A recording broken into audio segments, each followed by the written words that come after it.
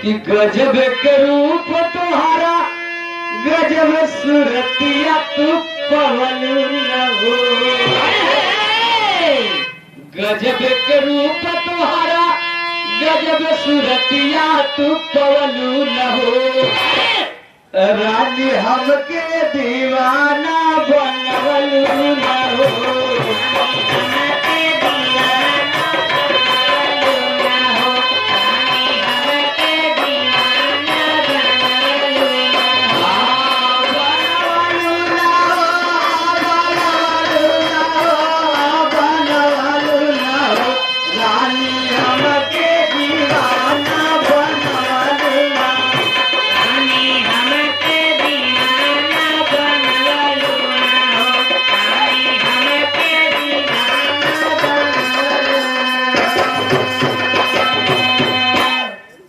Minute के चोनर प्रस्तुत हुआ मास्टर साहब कहना पड़ा कैसे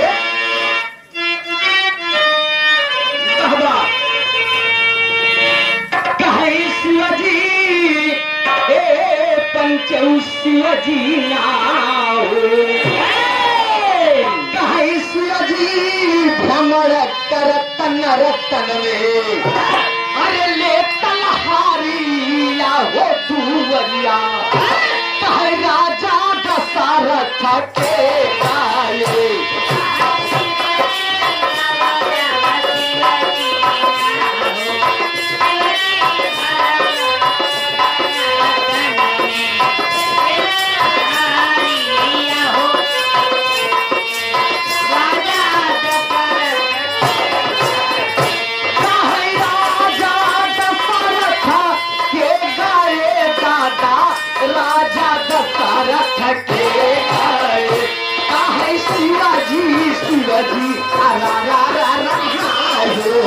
शिवजी भ्रमण कर तना रतना में ले तलहारिया दुवरिया राजा दशरथ के गाये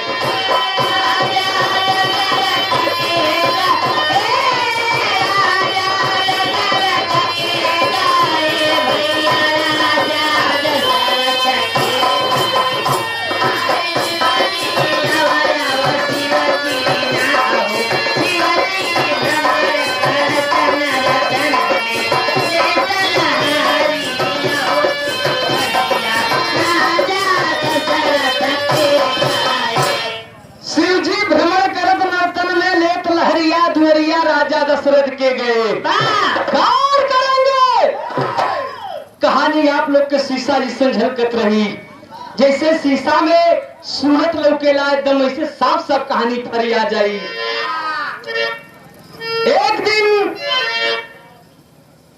भगवान भोलेनाथ बालक रूप बना लेलन मदारी के भेष बना लेलन अयोध्या नगरी में चल देलन जहाँ पे राजा दशरथ के 4 पुत्र पैदा हुए थे राम लक्ष्मण शत्रुघ्न भरत।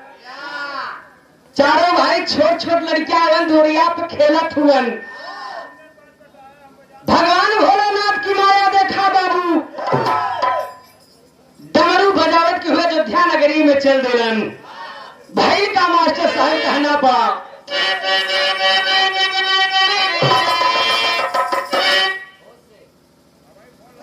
आखिर कहने का मास्टर साहब जोनी से मतलब अयोध्या में जात मंद भैल का बालक रूप धरे अभिनाशी अब खेलत क्षीर सिंधु के वादी खेलत क्षीर सिंधु के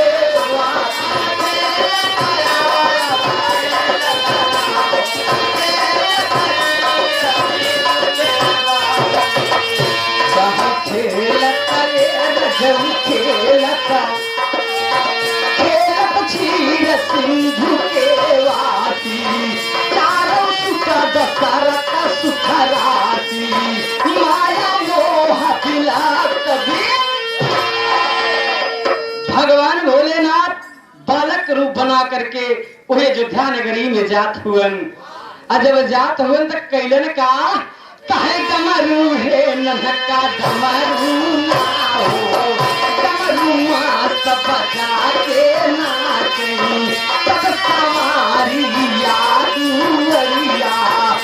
राजा दशरथ के गाए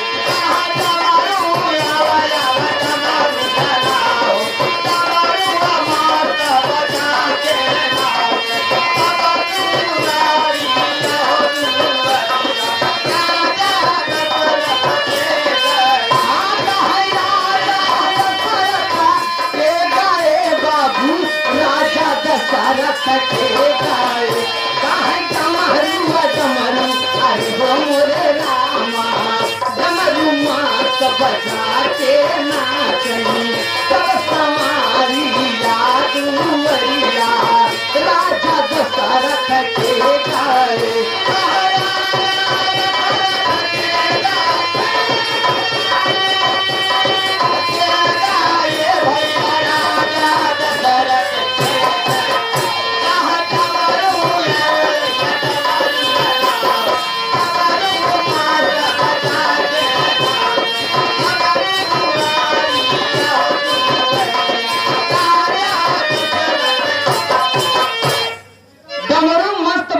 नाचे तब समरिया दुवरिया राजा दशरथ के गए। भगवान भोलेनाथ बालक के रूप बना करके अयोध्या में पहुंच गए। दुवरिया पे मर्यादा पुरुषोत्तम भगवान राम नान के लड़किया हुए। अब दुवरिया पे खेला तो हुआ जाकर भगवान भोलेनाथ बालक के रूप बनाए हैं और डमरू बजावे लगलन। जब डिम डिम डमरू बजावे लगलन भगवान राम डमरुआ के देख के लोभा गलन। आज जब लोभा गलन अपने पिताजी राजा दशरथ से कहे लगलन भगवान राम का कहलन बाबू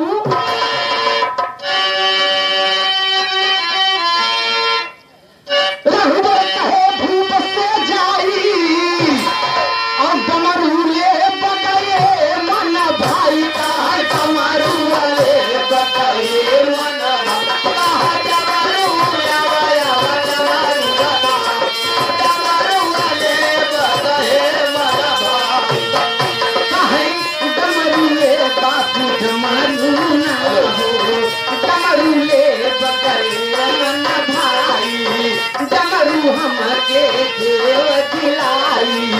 देखा भोले की प्रभु।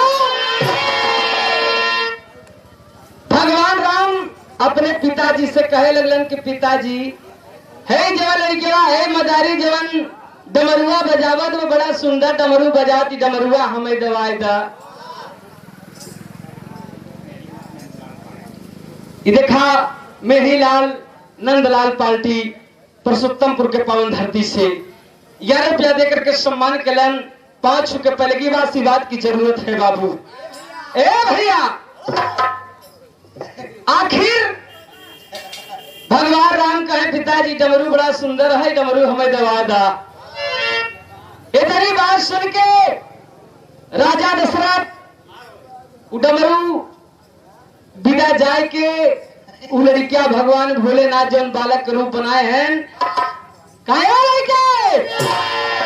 जब तू डमरू गया मां बेटवा राम मांगत है दई दा। इतनी बात सुन के भगवान भोलेनाथ बालक के रूप में ये कहे ना ना ना हम अपन डमरू मरू ना दे।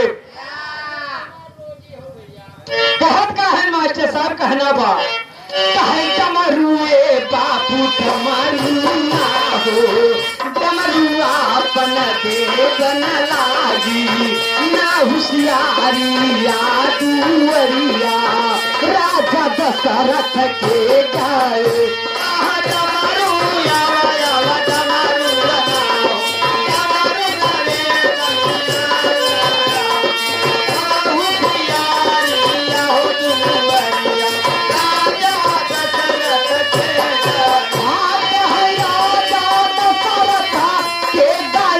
राजा दशरथ के गाए काहे डमरू डमरू डमरू अपन देवन लागिया ना होशियारिया दुवरिया राजा दशरथ के गाए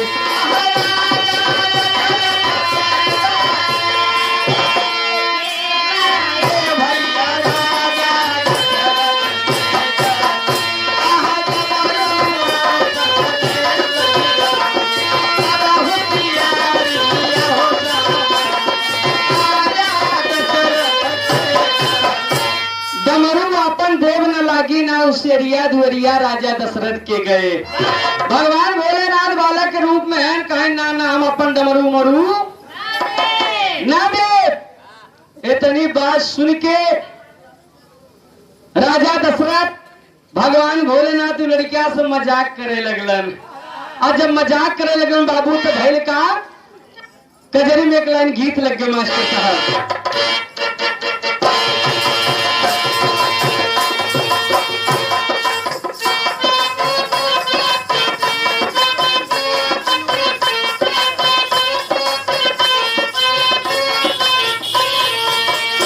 आप प्रेम से थे दिनेश कुमार बिन, जो कि आप वर्तमान में आप प्रधान है। नवली के पवन धरती से प्रधान जी की ओर से दोबारा पुरस्कार 51 रुपया दे करके सम्मान के लिए प्रधान जी के पांव छू के पलगी व सभेर के साथ साथ पलगी प्रणाम है बाबू।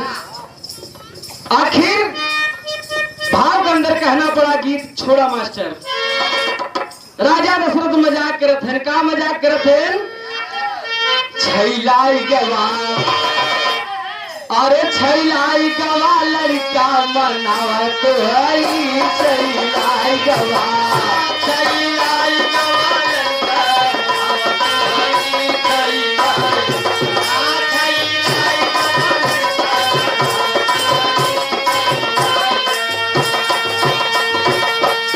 छैलाई गवा लड़का मनावत हई।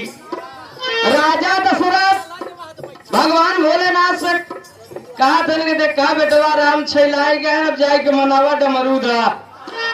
इतनी बात सुन के भगवान भोलेनाथ कहे बतावा राजा दशरथ हमसे मजाक करत है। आखिर कैलन का भगवान भोलेनाथ सुन के बचन सूझ गए किसी आई, तू है गुस्सा में डमरू के दिलन डंगलाई, छैलाई गवा हो छैलाई गवा लड़का मनावा तो आई, छैलाई गवा।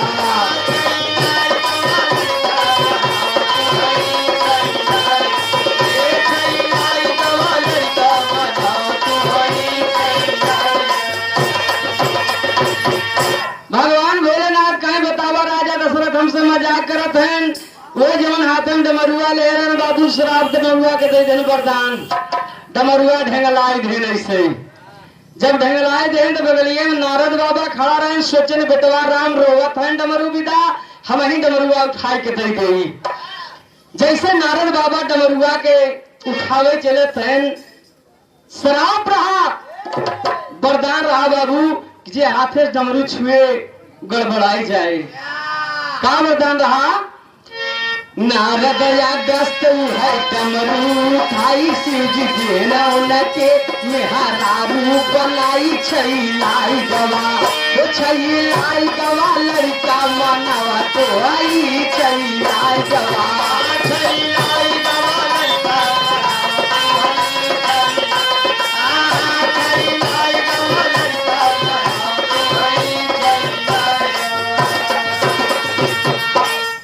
नारायण बाबा सोचे हमारी डमरू उठाए के बेटवा राम के दे गई।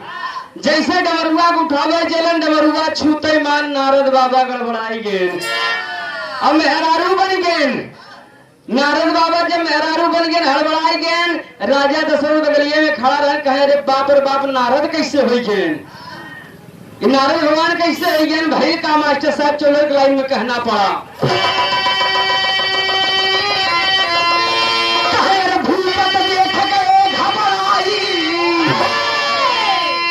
कई सन गजब भवाई भाई का है, कई सन गजब भवाई कई सन गजब भवाई। आप लोग से थे नंदलाल मुगलसन के पवन धरती से देखा, इनके तरफ से 21 रुपया देकर के सम्मान कैलन। पांच के पलगी बा सभेर के साथ साथ पलगी प्रणाम है।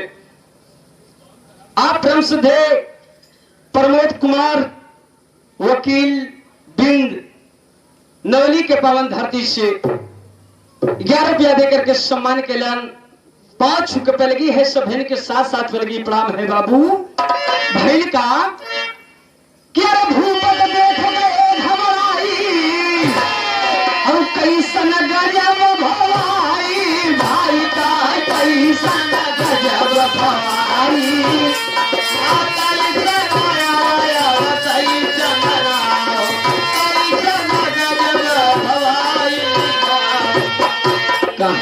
कैसन बाबू कैसन कैसन गजब भवाई भाई अपनो डमरू वाली न उठाई देखा भोले की प्रभु। बाबू राजा दशरथ सोचन बेटवा राम हमार रोवत है नारद बाबा पता नहीं कौन भेष बनाए गए हम आई उठाए गए मरुआ दे दे। जैसे डमरुआ राजा दशरथ उठावत है उनहु मेहरारू बन गए। अजब मेहरारू बन गए तो होत का मास्टर साहब कहे फंसी गए हैं नन्हका फंसी गए धूप बदना पर लहारी तब चुदारिया दूरिया राजा दशरथ के गाए फंसी गए आया फंसी गए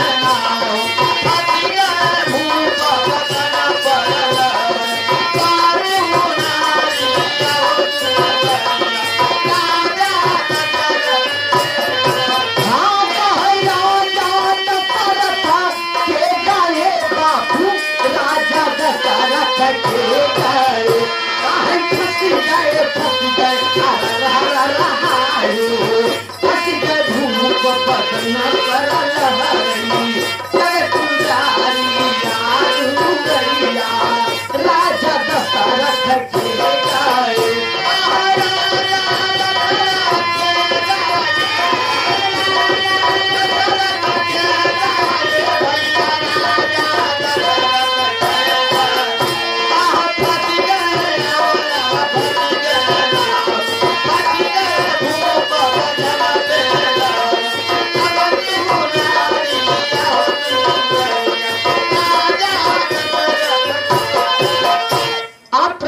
विनोद कुमार पासी मुगलसन के पावन धरती से 51 रुपया दे करके सम्मान कैलन। 5 छुके पलगी आशीर्वाद की जरूरत है मछली वाले भैया जी की ओर से 51 रुपया के पुरस्कार बहुत बहुत प्रणाम भक्तोहार। भैया गनवा पे आ जा। आखिर राजा दशरथ जब मेहरारू बन गए बगलिया में विश्वामित्र गुरु वशिष्ठ जी बैठल हुन सोचत हो करे भाई राजा दशरथ कैसे मेहरारू हो गए नारद बाबा कैसे मेहरारू हो गए समझ नहीं पाए। होत काबा मास्टर साहब कहना पड़ा कैसे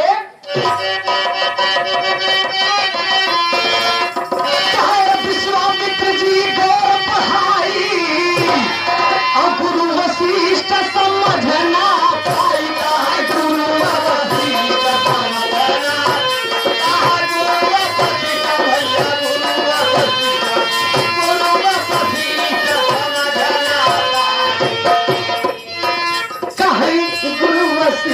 समझना पाई ब्रह्मा विष्णु सब जन आई डमरू छुअत गए न बगा। जितना जने आवत हैं डमरू उठावत हैं कुल जने मेहरारू बन गए। आज मेहरारू बन गए अरे बाप रे बाप। भगवान भोलेनाथ मुस्कुरात हैं बालक के रूप में मदारी के भेष बनाए हैं। मुस्कुरा के करत का हो मास्टर भोले भोले यार राम भोले भोले खड़ाया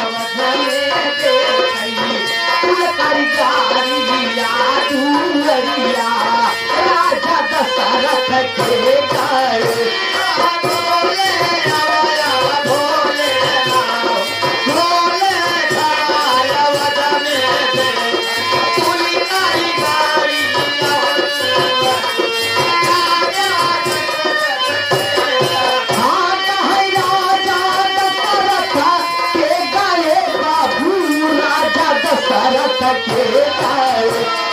के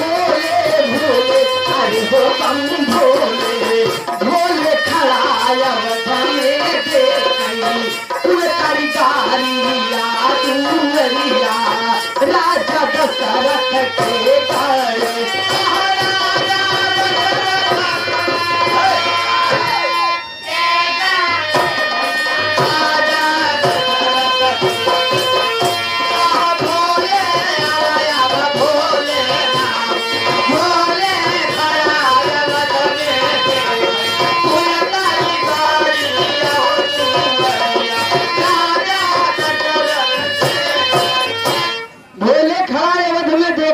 कारीगरिया दुअरिया राजा दशरथ के गए।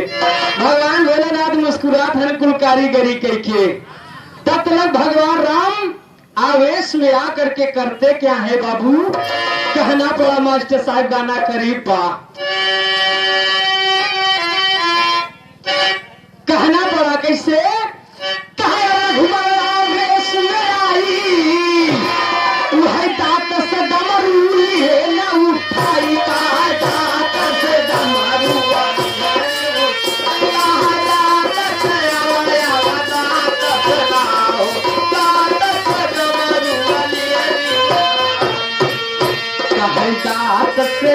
बाबू दांत से डमरू वाली है न उठाई फेंके नभमंडल में जाई डमरू आठ तुरंत प्रगा। भगवान राम बालक तो ये हुए आवेश में आकर के बाबू पहुंचे दाते से डमरुआ उठाई के फेंक दे न मंडल में गया। हुआ 8 डमरू हो गया। जब 8 डमरू हो गया आखिर बाबू 7 डमरू नकला कहाँ जाता सिलका कहाँ जात बा। कहना पड़ा कैसे? नकलाए बाबू नकला ना हो नकली सातो दीप में गईले कौए धारिया दुवरिया राजा दशरथ के गए।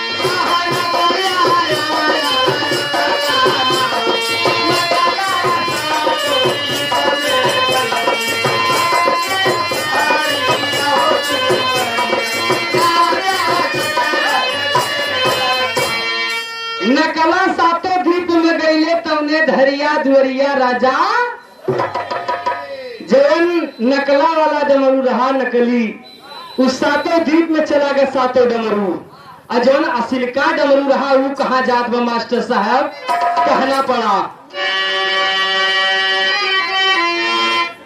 असली गिरा जमी पर आई और शिव को रपटलिए खिसी आई शिव को रपटलिए खिसी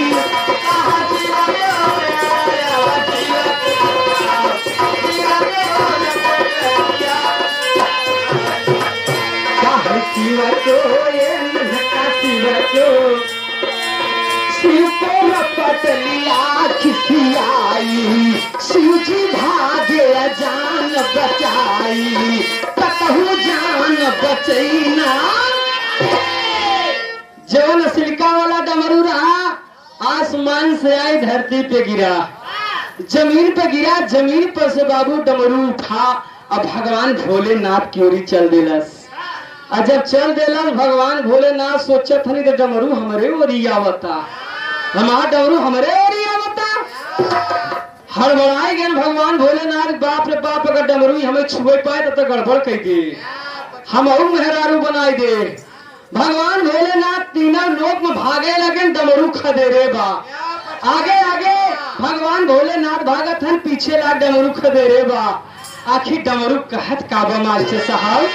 कहना पड़ा कहे डमरू बापू डमरू डमरू कहाई बनई के छोड़ा गई आज गुजारिया दुवरिया राजा दशरथ के गाए।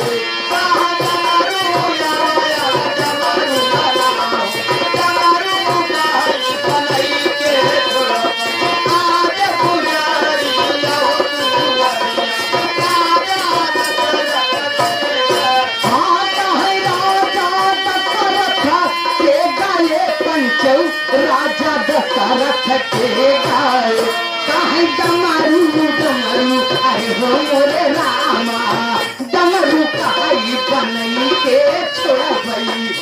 आज गुजारिया दुवरिया राजा दशरथ के गाए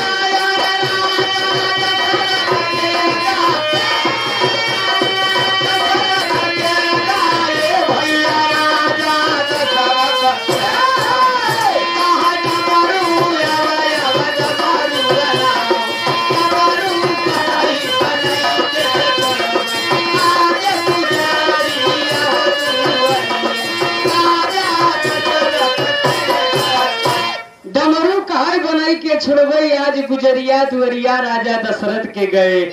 तीनों लोग में भगवान भोलेनाथ भागत हैं कतौ जान नहीं बचत बा।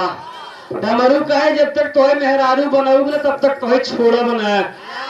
बहुत जबे नहीं तबे जिही नहीं तिही कैसे वरदान उल्टे सीधा दे देबे। ए भैया तीनों लोग में जब भागे लागे ना आखिर होत का मास्टर साहब आखिर लाइन में कहना पड़ा आगे फिर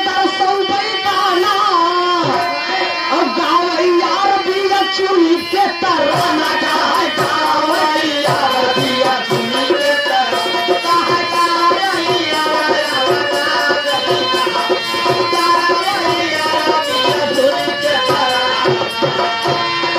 गावैया पंच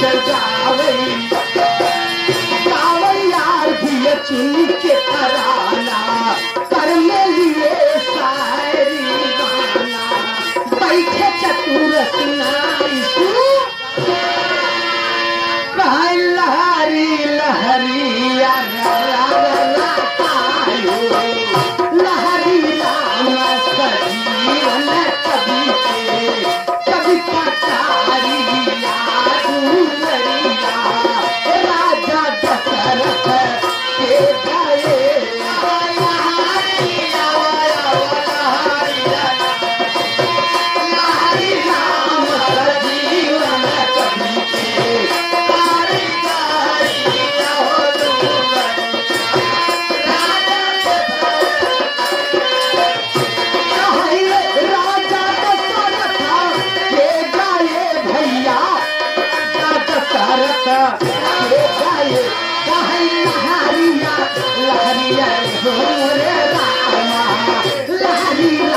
जीवन कवि के कविता कारी